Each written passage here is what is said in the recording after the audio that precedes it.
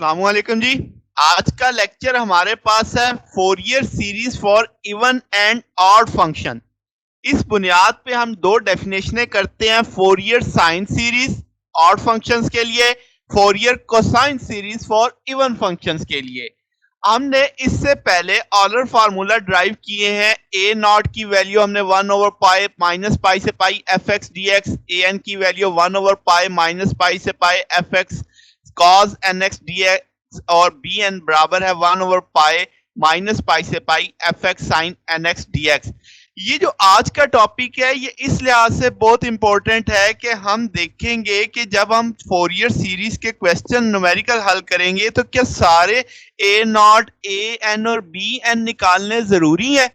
तो हम फंक्शन की पहचान करके सिर्फ वो चीजें निकालेंगे जो हमें अब डिफाइन हो जाएंगी कि भाई ऑड फंक्शन में सिर्फ ये वाली टर्म आएगी, इवन फंक्शन में सिर्फ ये वाली टर्म आएगी, तो सारों को हल करना जरूरी नहीं होगा। तो ये बेसिक आज के जो टॉपिक है इसका हासिल ये हमें होने वाला है।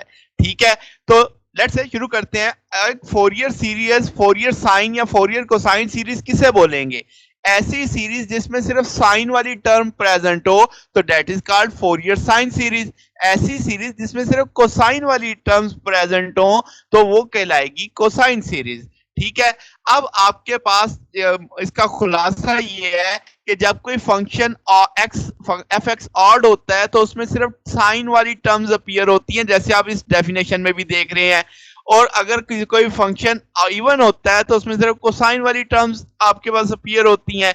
तो इसका जो सबसे अहम बात है, किसी भी फंक्शन को आप इवन और ऑड पार्ट के अंदर रिप्रेजेंट कर सकते हैं। यानी आप जब इवन पार्ट को देखोगे तो इवन सीरीज लगा दोगे, यानी आपके पास कोसाइन सीरीज आ जाएगी। जब आप ऑड पार्ट को देखोगे तो आपके पास साइन वाली सीरीज आ जाएगी। तो जरा डिटेल में देखते हैं अब इसको। तो पहली चीज जो हमने देखनी है वो है फोरियर साइन सीरीज, जिसको मैंने कहा कि ऑड फंक्शंस के लिए है। तो अगर फंक्शन ऑड हो तो पहली बात हमें कैसे पता चलेगा, ये हमने पिछले लेक्चर में थोड़ा सा इंट्रो देखा था इसका। तो सबसे पहली जो चीज है कि जो उस फंक्शन का ग्राफ होता है ना, वो ओरिजिन के गिर्द आपका सिमेट्रिक होता है। यानी जैसे यहाँ पे ये फर्स्ट क्वाड्रेंट में है तो इसका रेप्लिका एग्जैक्ट इसका उलट वो फोर्थ क्वाड्रेंट में है, यानी ओरिजिन के अपोजिट। अगर ये सेकंड क्वाड्रेंट में है तो इसका उलट इसकी सिमेट्रिक वैल्यू आपके पास अपोजिट डायरेक्शन में फोर्थ के अंदर है। तो यानी कि ओरिजिन के अक्रॉस आपने अबाउट देखना है तो सिमेट्री आपको नजर आएगी। जैसे साइन का फंक्शन आप देखें यहाँ पे, तो ये पॉजिटिव एरिया, ये नेगेटिव एरिया है, मगर ये आपका ओरिजिन के आपके पास कह लो फर्स्ट क्वाड्रेंट में है, ये फोर्थ क्वाड्रेंट में है। तो ये आपके पास निशानी होती है कि ये फंक्शन ऑड फंक्शन है। ठीक है, दूसरी क्या बात कि अगर आपको क्वेश्चन दिया हुआ है जिसमें x की पावर 3 है, x की पावर 5 है, 7 है, यानी x की पावर ऑड होगी तो वो ऑड फंक्शन हो जाएगा। और अगर कोई ऐसा फंक्शन है जिसके अंदर सिर्फ साइन वाली टर्म आपकी प्रेजेंट रहेगी इस फंक्शन में।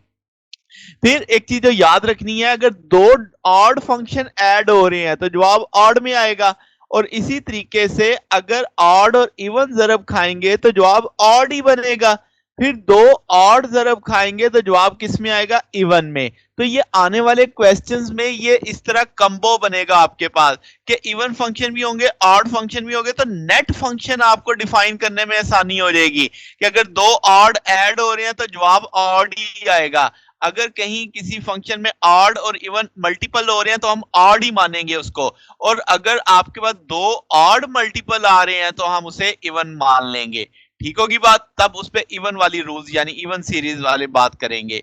तो अब इसका जो समझने की बात है, जब आपका ऑड फंक्शन होता है तो ए नॉट डीसी टर्म जिसे हमने कहा था, वो क्या पढ़ा था कि हमने कहा था कि आपके पास जो area in one wave form है डिवाइडेड बाय टाइम पीरियड, तो एरिया जो एक वन वेव फॉर्म के अंदर आएगा माइनस पाई से पाई, जितना पॉजिटिव एरिया उतना नेगेटिव एरिया, तो वन टाइम पीरियड के अंदर तो ये जीरो आ जाएगा आपके पास। तो इसीलिए ए नॉट वाली टर्म क्या आएगी आपके पास? जीरो आएगी।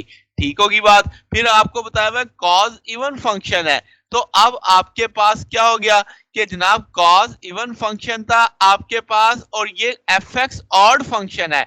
इवन और ऑड ज़रब खा रहे हैं। जब इवन और ऑड ज़रब खाएंगे तो जवाब किस में आएगा? ऑड में। और अगर वो फंक्शन ऑड है तो उसका area under one curve over time period 0 होगा, तो इसलिए ए एन भी 0 हो जाएगा। समझ गए बात? ए नॉट के समझ आने की बात तो समझ आ गई ना कि area under the curve in one time period is equal to 0 होता है। तो अब यहाँ पे एफ एक्स ऑड है, कॉज एन एक्स इवन है, तो आपने कहा कि जनाब इवन और ऑड को ज़रब दोगे तो जवाब ऑड में आएगा, तो ऑड होगा, तो हम जानते हैं ऑड का जवाब 0 है। अब जरा आगे चलते हैं। अब आपके पास बी एन आपने ऑलर फार्मूला में पढ़ा 1 ओवर पाई माइनस पाई से pi f x sine n x d x. अब एफ एक्स आपके पास क्या है जनाब? ऑड। साइन एन एक्स क्या है? ऑड। और जब दो ऑड ज़रब खाएं तो जवाब किस में आता है? इवन में। तो इसका मतलब आपके पास जवाब 0 नहीं आएगा। तो अब आप इसे लिख सकते हैं माइनस पाई की जगह पाई के इंटरवल चेंज कर देंगे, 0 से पाई और इधर 2 से मल्टीपल कर देंगे, f x sine n x d x के तौर पे आप इसे इस्तेमाल कर सकते हैं। तो ये तो था जब फंक्शन ऑड होगा तो आपने देखा सिर्फ ए नॉट भी हल करने की जरूरत नहीं है, ए एन भी हल करने की जरूरत नहीं है, सिंपल बी एन निकालो और वो सीरीज एक्सपेंड कर दो, जवाब आ जाएगा। अब इसी तरीके से अगर आप फोरियर कोसाइन सीरीज की बात करें, अब ये सिर्फ इवन फंक्शंस पे आएगा जवाब आपका। अगर हम कहें कि एफ एक्स इवन है तो आपको ग्राफ से कैसे पता चलने वाला है? तो हमने कहा था मिरर सिमेट्री होगी, यानी वाई एक्सिस के इर्द गिर्द जो भी चीज होगी वो सिमेट्री में होगी। जैसे आप देखो वाई एक्सिस के अबाउट आपको सिमेट्री दिख रही है, वाई एक्सिस के अबाउट आपको सिमेट्री दिख रही है, तो ये चीज आपके पास जब ग्राफिकली आपको नजर आए तो वो समझो इवन फंक्शन है। और जब आपके पास अगर क्वेश्चन एक्स की पावर इवन आ रही है, एक्स की पावर 2 एक्स की पावर 4, तो वो भी आपके पास एक इवन फंक्शन होगा। इस इवन फंक्शन में सिर्फ जब आप एक्सपैंड करोगे कोसाइन की टर्म्स हासिल होने वाली हैं। फिर जो चीज याद रखनी है, दो इवन्स को जरब दोगे तो जवाब इवन ही आएगा, दो इवन्स को ऐड करोगे तो जवाब इवन ही आएगा।